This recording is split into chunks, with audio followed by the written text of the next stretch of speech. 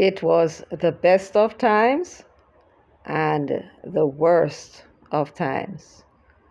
Lots and lots of people made a pile of money, and lots and lots of people lost not only money, their houses, their business, and one or two took it to heart and lost their lives through suicide. And so it was the best of times and the worst of times. Depending on the decision that you took at the time, you either took advantage of it and became wealthy, or you made some bad choices and lost everything. Welcome everyone to the Finsac Story. But before we go on, let me welcome you to Jamaica 411. Thank you so much for stopping by to keep me company as usual. For those of you who are here for the first time, welcome. Please subscribe, share the video. Please remember to share. Give the video a thumbs up if you enjoy the content and find it useful, as well as leave your comments in the comments section. You're most welcome. We do encourage you to do so. I'd like to know what you're thinking. To my subscribers and my many returning viewers, welcome back. So nice to have you. And I do appreciate the support you give to the channel. I appreciate your sharing the video, because without that we won't get the message out. I also appreciate you giving the video a like, as you're going to do now, because when I start with this particular piece of information, you won't want to be disturbed. So please go ahead and give the video a thumbs up. Also, share and return. Don't forget also to leave your comments in the comments section. It is your comments in the comments section which tells me how well you're understanding what I'm saying, and I also appreciate your own input as well and your interpretation of the facts that I'm going to bring you. Wonderful. And of course, I thank you in advance for doing so. Now, let's get down to business. So how we're going to start this Finsac series is by reading for you a submission that was made by R Danvers.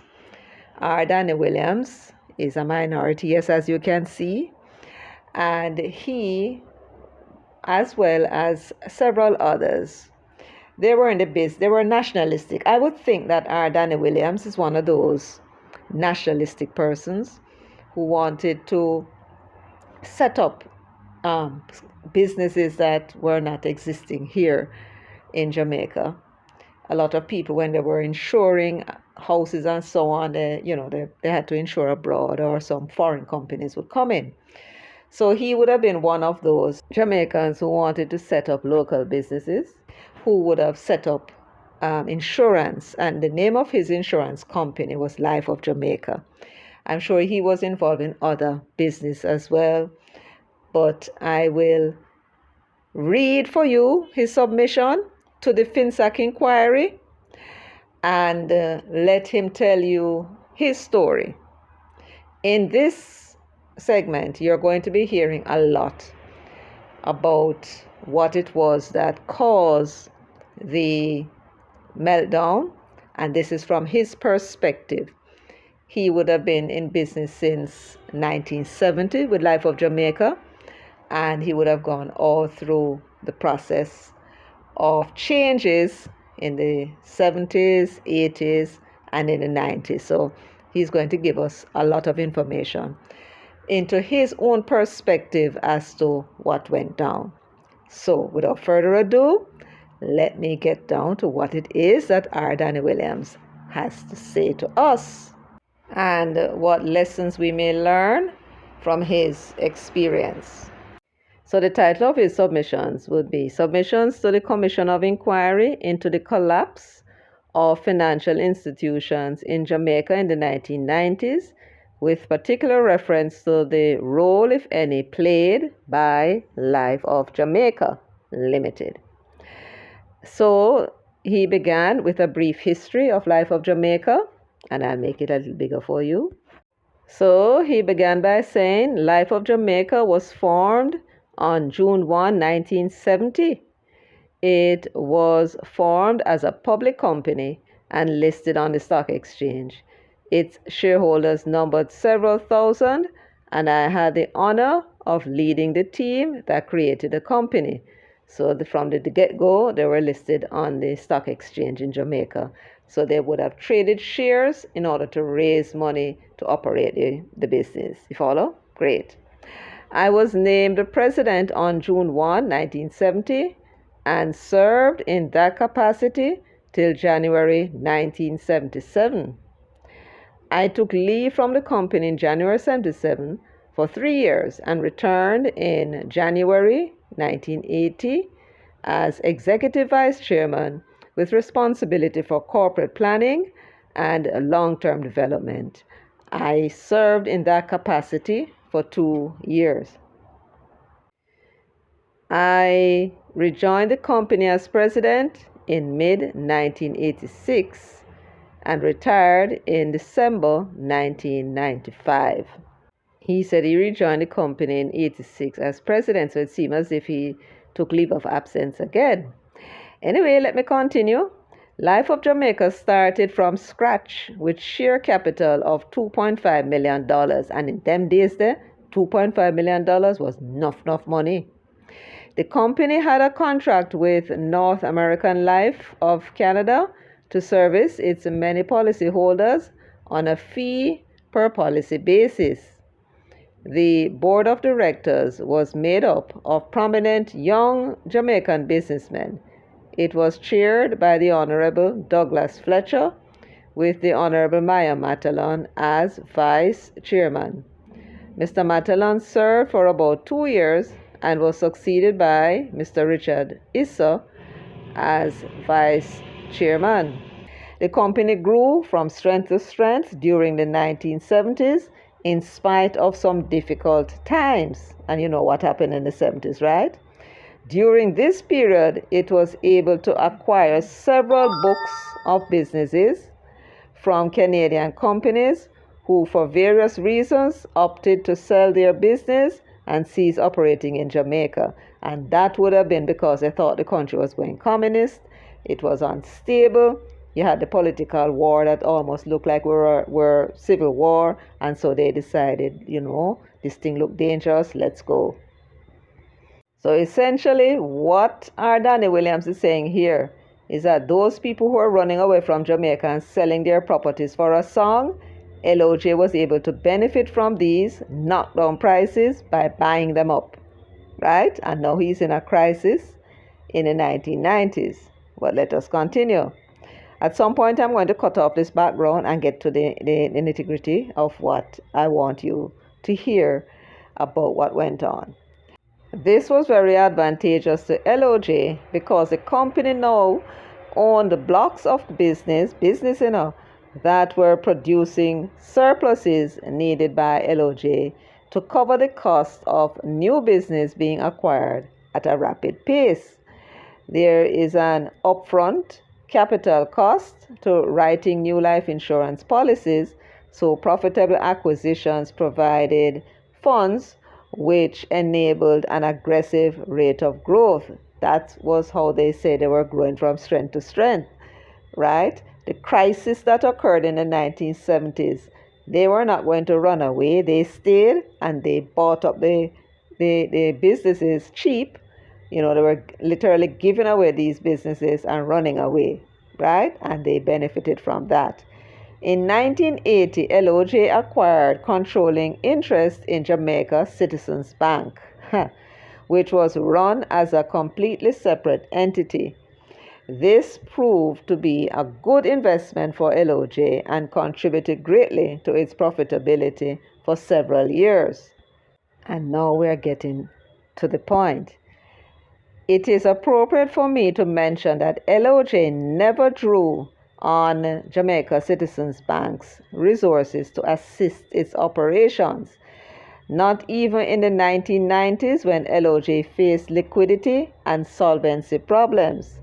It is important to emphasize the fact that the failure of Jamaica Citizens Bank was in no way associated with the problems of LOJ, as the bank was not exposed to the credit risk of LOJ and was never called upon to provide liquidity support. You're getting that?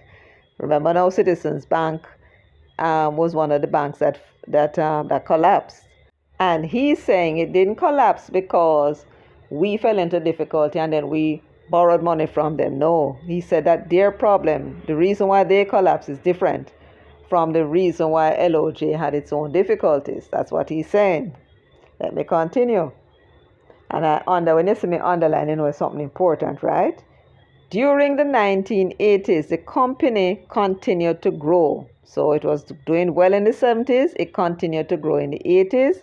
It acquired a large tract of New Kingston land at a very low price. That was one of the knockdown properties that they got for a song. Shortly after, inflation began to increase, and stock prices and real estate prices recorded large increases. For those of you who are alive then, you would recall that after the giveaway, houses up above Beverly Hills are sell for $33,000 when it should be selling for much more. When SAGA won, a lot of those persons came back, and so the price of real estate went back up, and they were doing some investment, and mostly imports were taking place as well. So the foreign exchange would have been devaluing, and the inflation would have been increasing, and the stock prices and all kind of things was going on. That's what he is saying. But the most important thing to remember was what he said about the inflation. He said the inflation began to increase, right? And that is what we must note, right? We were able to convert our ownership of the New Kingston lands into a very profitable endeavor. The profits were not distributed, but were used to establish special investment reserves, right? So them showing said they were prudent. In 1991, we were able to acquire manufacturer's life portfolio in Bermuda, Bahamas, Cayman, and Puerto Rico. So there was a company called Manufacturers Life, and they bought the portfolio that were in Bahamas, Bermuda, Cayman, and Puerto Rico. During the 1990s, all of these companies were disposed of profitably, with the exception of Cayman, which is still a subsidiary of Sagicor Life, formerly LOJ. That's what LOJ became eventually when the Bajan bought them out. Bajan company called Sagicor, if I remember right. Great. By this time, Life of Jamaica was an important and valuable member of the financial community. Yes, it was doing well. Then he put a disclaimer. See, notice in big bold writing, we noticed with concern a developing trend. Let's see what that was. As a result of high inflation, the coupon rate on government securities began to rise. Real estate values rose in nominal terms, but more important to investors, their investments appreciated in real terms as well as in relation to the US dollars. So he began by saying that the coupon rate on government securities began to rise. Government securities would be like the Treasury bill, and also bonds, when they're selling bonds and so on, in order to raise funds into finance the budget. That's what that is about. So because the inflation was high, the government had to raise the coupon rate as well in order to attract investment. Because investors, they have choices, so they're going to look to see where they can put their money to get the most return. So if they look at the Treasury bill and say, I can lend the government some money, whether by buying the bond or Treasury bill, at 8%, but then if the inflation is, say, 15% per annum, then you're not making a return, not in real term. And then if the foreign exchange devalues, and when you convert the money back to Jamaican, you realize you're not going to gain, but you're going to lose. It don't make any sense. So in order for government to ensure that people buy these treasury bills and these bonds, they had to ensure that the rate, the coupon rate, which would be the interest rate that they're offering, is at least as high as the inflation, or people will not invest. You follow? Yes, indeed. That's how these knobs do it when they're investing.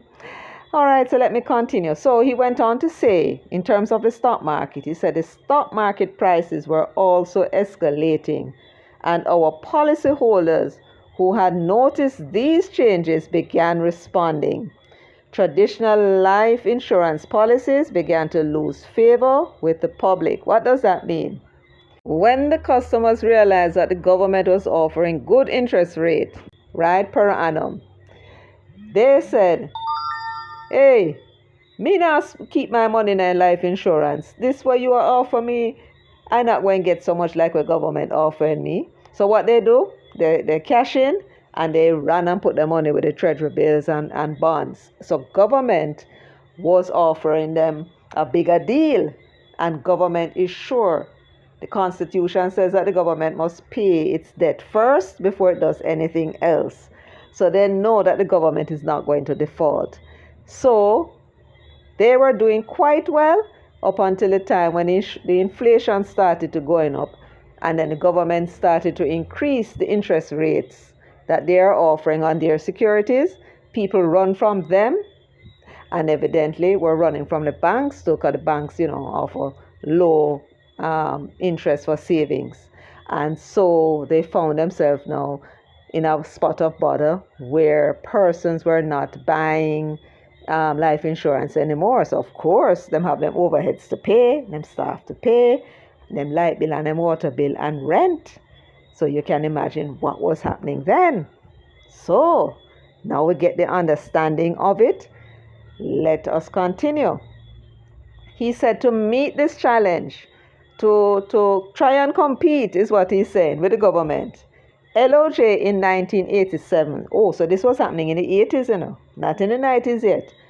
LOJ in 1987 introduced the Universal Life Plan, which was linked to the performance of a new set of segregated funds, namely long-term securities funds, stocks listed on the stock exchange. And then he has something here called Folio 4 Property Fund, Mortgage and Real Estate Fund, Short-Term Securities Fund, invested mainly in Government of Jamaica's securities. So what they were doing, they were entering into the race and buying securities as well, right? And offering the policyholders something that they can see that where they can invest in so that they can stay afloat. Now, what was happening in the 1980s, for those who were there or may not, is that after SAGA took over, he was going on doing his thing, and then the bauxite companies pull out of Jamaica. So the foreign exchange issue became a problem. We were still under the IMF strictures. From the 1970s, we were dealing with IMF. He was dealing with the IMF.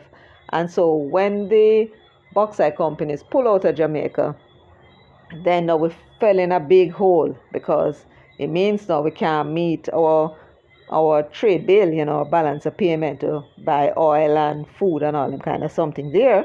So the government now had to raise funds in order to finance the budget. And this now was them entering into the investment market, competing for the funds, and put the insurance companies and the banks them in a tizzy at that time. But they didn't collapse or anything like that, because, it wasn't that bad. Not at that time. Let me continue. Didn't I promise you that it will get more exciting? Yes. All right. So throughout the 1980s, the company performed well. So despite all of that, they found ways to compete with the government, and they were doing well, is what he was saying. Profitability improved year over year, and so we were able to invest in new business, which was necessary as a result of the increase in expenses arising from the rate of inflation over which we had no control. So the inflation was what was killing them, but still they were doing well because they were able to go invest in other business that would bring in the money. That's what he's saying. Up to this time, for the most part, life insurance was a fixed price product. By that I mean the amount allocated in premiums for expenses was fixed and could not be increased. Now, I don't know, that sounds as if it might have been government who must have fixed it. If it wasn't, then it was competition that did not allow them to increase the rate of the amount that was charged for premium. As a result of inflation, our costs were escalating. Keep in mind that 60% to 70% of administrative costs incurred by an insurance company are for overheads, salaries, rent, and consumables like stationery. Now, I want you to pay attention to that, right? 60 to 70% is overhead, right? Now, when each is being hit with high rates of inflation, it causes serious dislocations. The only way to pay the rising costs is through investment profits and larger volumes of business. So he's saying that we can't increase the premium because that is fixed. So the only thing we can do then is to make acquisition, and then that acquisition now will gain profits, earn profits, and that is how we can, to offset our costs. And all this is because of the inflation that was rising at the time. So R. Danny Williams was using this to show to the Finsac commissioners and all of us that it's not that they wanted to go and buy into these companies, but they had to because of the inflation that that was just not, the government just could not control. So it forced them into these acquisitions, and I suppose we will hear later on what happened to them. Let me continue. But first, you must have the capital to invest in the acquisition of new business, right? Before you can buy business, you must have the money. You must know where the money will come from. LOJ was fortunate to be in that position primarily due to the prudent management and profits made on its real estate transactions. Because remember, real estate was also going up. And if real estate prices were going up, so too must have been rent. You follow? Wonderful. As we moved into the 1990s, the situation became more difficult. So things got worse in the 1990s. That is because of other things, in addition to the inflation that was rising. From 1989, the inflation rate began to rise even more rapidly. This is after the PNP takeover.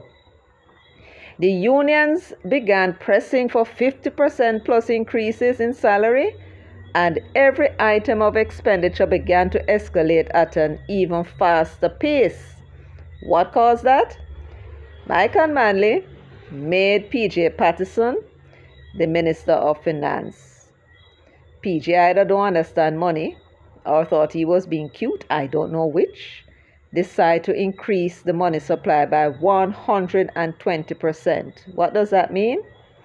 It means that you suddenly have more money in your hand, or more persons were being employed, and they now in a position to buy fridge and stove and these things which were coming from abroad, and that led to devaluation in the currency as well as shortages. So whenever you have too much money chasing after too few goods because you cannot produce as fast as you can print money, then it causes the merchants to raise the price of the goods in order to keep them on the shelf so everybody can enjoy it. That's how it actually works.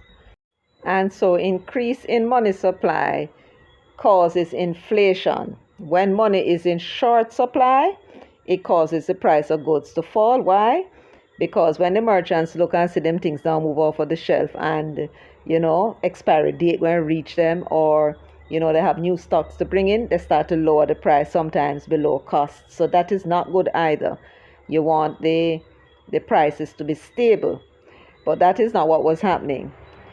The increase in the money supply caused a lot of inflation. It caused the money to devalue because people are now buying and importing more because you can't produce fast enough. You can order the money from Delarue and it is here in so time. It takes longer to produce goods to back that money. You follow? So that was what happened at that time. Then government now was also doing a lot of infrastructure work, and a lot of the material came from abroad, and that also put pressure on the foreign exchange, which we were not earning fast enough as well. So they now found themselves in a tizzy. And then, of course, it's not only business who suffers when these inflation occur because of the increase of the money supply, but so too the workers. They are finding now that the money that they have in their hand cannot buy what it used to buy. And that now is how the unions come into it and started to make these demands. So it was just problem all round. Anyway, let me continue. R. Williams went on to say, in the 5-year period from 1990 to 1995 inclusive, inflation averaged some 40% and peaked at 80% in 1991. That was when PGA increased the money supply in that year. And it has to now find its way through the economy. That means costs doubled in 2 years and quadrupled in 4 years and 2 months if costs simply moved with inflation. But of course, it was moving more than that. So you saw what was happening to the insurance company, right? That had 60 to 70% of its premium is in overheads. They only have 40% profit to play with. And inflation was just, out of this world. Anyway, it went on to say it was near impossible for an insurance company with much of its income fixed to withstand this hurricane. And not ask if it wasn't a hurricane. Category 10 hurricane this was that they were in. The volume of treasury bills increased at an eye-popping 400% between 1985 and 1989. This was under SAGA now. So he needed the money in order to finance the budget, to keep the police and the teachers and the nurses and everybody employed, plus take care of government expenses, right? So he increased the treasury bills that they were offering to the public by 400% between 85 and 89. And also you must remember 88 you had Gilbert. Good. Fueling inflation and aggravating the problem. The illustration below is relevant because it illustrates both cause and effect. The jaw-dropping effect of the high inflation environment, which is known as hyperinflation, on costs is illustrated graphically in the next chart. Cooling the economy became necessary because it was overheating, because of fiscal deficits financed with borrowed money, and the resulting inflation. That would be Omar now, and SAGA was doing the same. The impact over the 5-year period, January 1990 to January 1995, is illustrated in the diagram below. This is what should never have happened, and I propose this as the first period to examine, 1987 to 1992. So on this chart now, he's showing what the effect of 40% inflation rate was on 5 million of costs, and he shows some figures. You can go through it. You can pause the video and go through it. But the long and short of it is that with the inflation rate, he's saying that 5 million became $27 million in 1995. Okay. He went on to say the high interest rate regime that followed deflated prices, but the regime was applied aggressively and for too long. This is Omar's period now. That is the second period to examine, 1993 to the year 2000. The period between 1987 and 1992, this is what he has to say about it. This is when the paper economy, stocks and real estate exploded in nominal terms, when by comparison the real economy was not performing well. So everybody start to can't bother with no union, can't bother with no workers and take your job and then agree a price, and 2 weeks later them say they must stop work because they want more money. Then can't bother with that. So what they were doing, they were just taking the money, selling the business, and taking the money, buying papers, or they were importing, right? Nobody wanted to produce because by that time when the economy was deregulated, and people can now import more freely because the importation duty went down when we entered the WTO, World Trade Organization, that agreement. A lot of business went down because they were not efficient in the first place. Old tools that were working and they could not compete. So they got out, sold out, and then started to trade in papers, and they started to import. That was what was happening at the time. So you didn't have much in the way of production that was taking place. So you can imagine when you add that 120% increase in the money supply, how that exacerbated the problem. Yes, let me continue. Investing in productive enterprises, like producing toilet paper, producing tires and all that kind of thing, agriculture. Investing in productive enterprises took a back seat to chasing paper profits. In hindsight, a huge bubble was being inflated. In other words, we were setting ourselves up for a disaster. Policyholders were cashing out their policies in an effort to take advantage of the high returns from these instruments. So you see what was happening, right?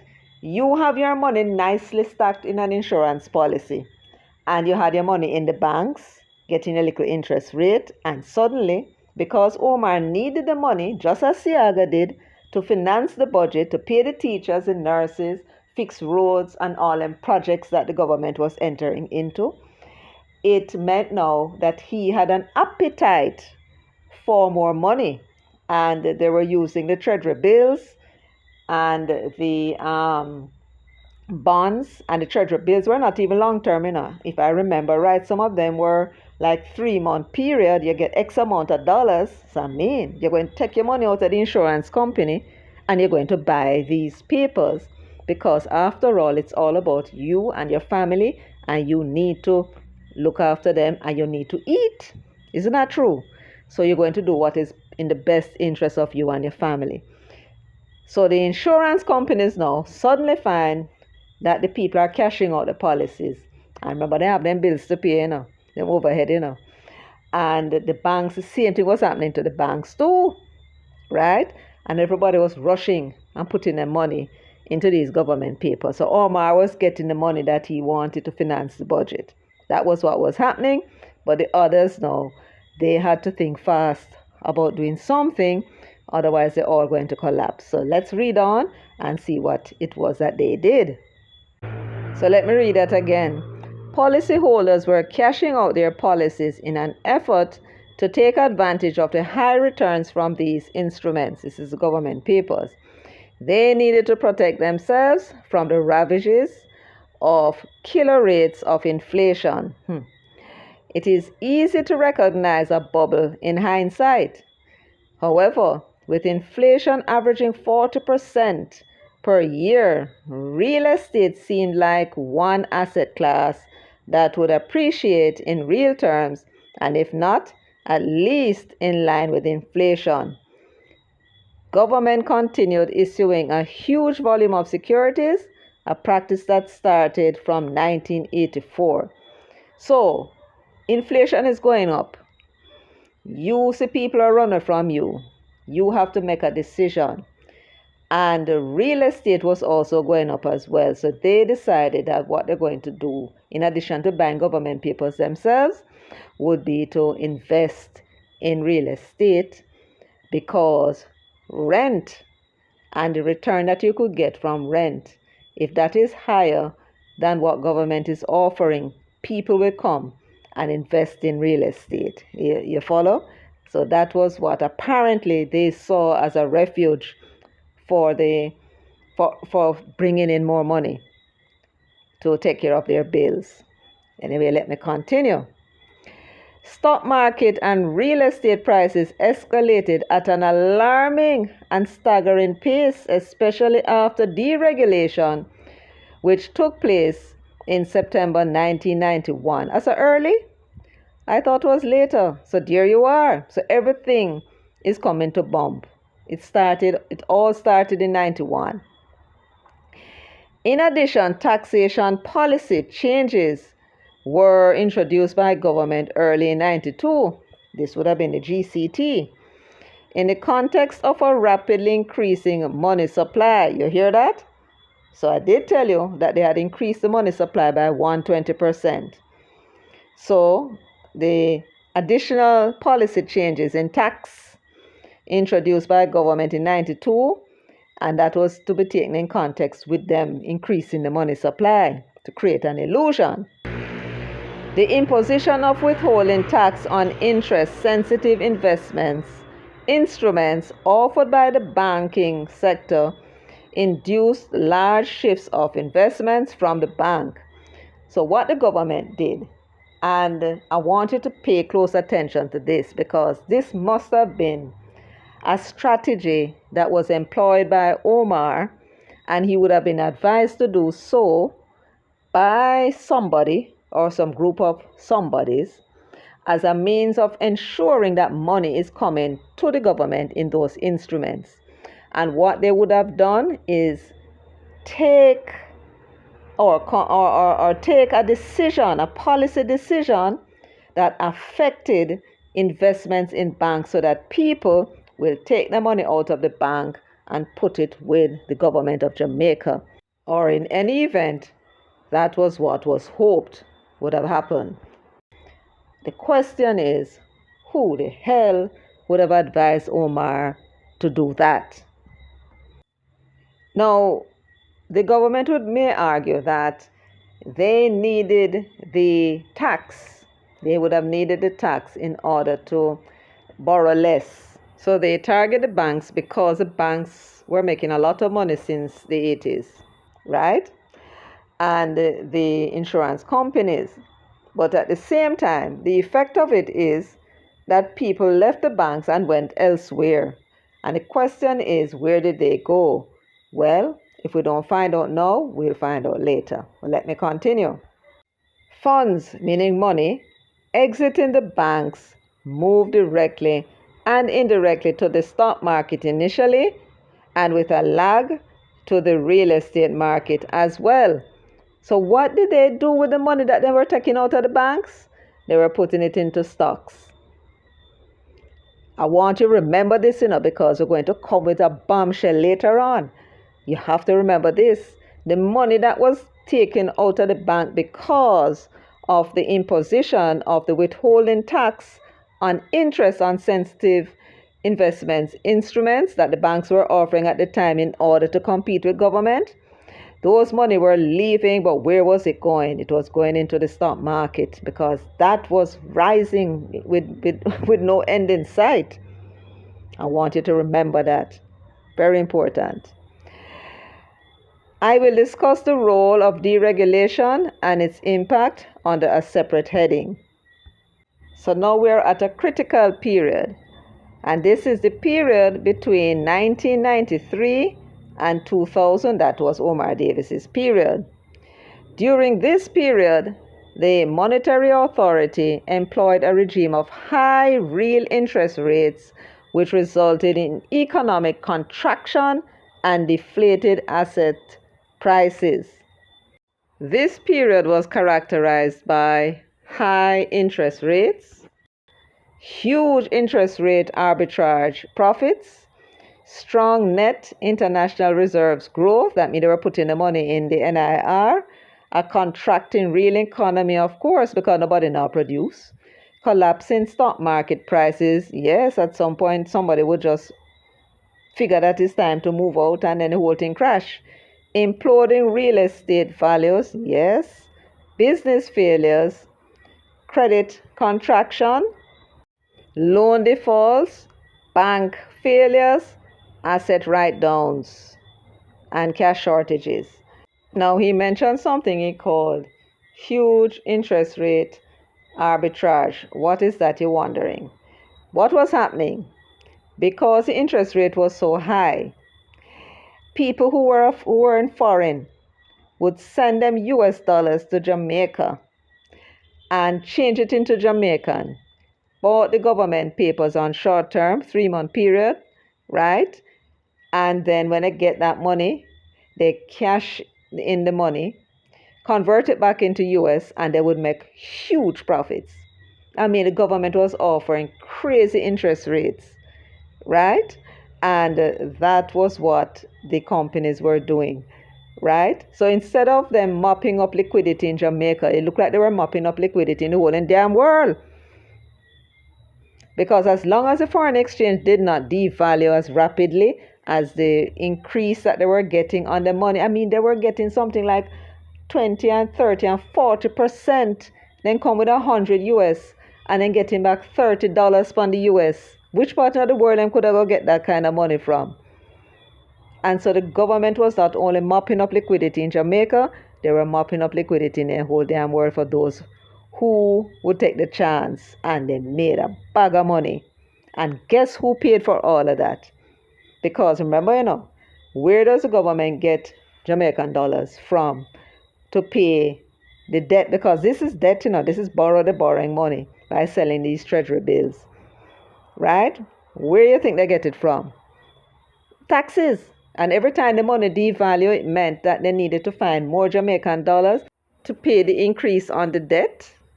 They had to tax people. So in addition to all of that, we were all faced with a hell of a tax bill as well, right?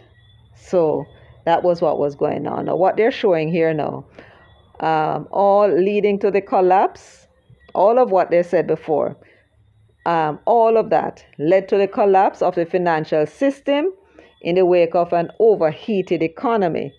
And then they have a chart here which shows the root causes of the financial collapse that followed.